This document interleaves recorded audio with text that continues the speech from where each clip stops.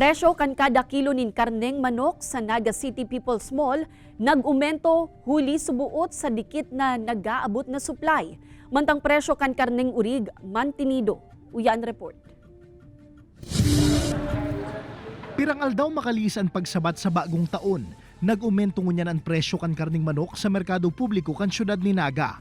Ang dating 190 to 200 pesos per kilo, maabot na sa 200 hasta 220 pesos ngunyan depende sa brand. Kayaan para bakal na si Steven, kung dati nasa 3 kilo ang binabakal, 2 kilo na sa namu na ngunyan. Gagamito niya kaya inisa sa iyang negosyo. Mag-adjust nga sir, mag-adjust lang sa presyo din. Mag-adjust kami sa presyo ng ng product namin. Mga dati 210, magiging 220 mga ganyan. Sigun sa mga paratienda, posibleng iyo na ini ang epekto kan pagdikit kan supply kan manok hali sa indang mga supplier. Namatayan subot nindaan kakulangan sa nag-aabot na supply pagpataksa na kan bagong taon. Siguro kulang ang supply. Suppose nga ni ang nag-arabot niya na chicken is saradit. Saradit ang chicken na nag-abot. Mayo kitang supply. Mga siguro 2 weeks pa magkakaigwa na. Nagre-risiko kaya ang manok eh.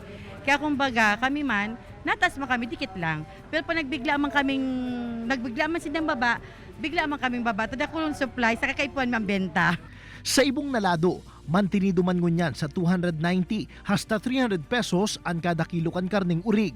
Sigun sa mga paratienda, mayo sindang nahihilig na rason nga ning maglangkaw nin presyo. Urog na tamagayon man ang pag-abot kan supply sa sainda. Ang supply ta po okay man, maning pagkukulang ni supply po.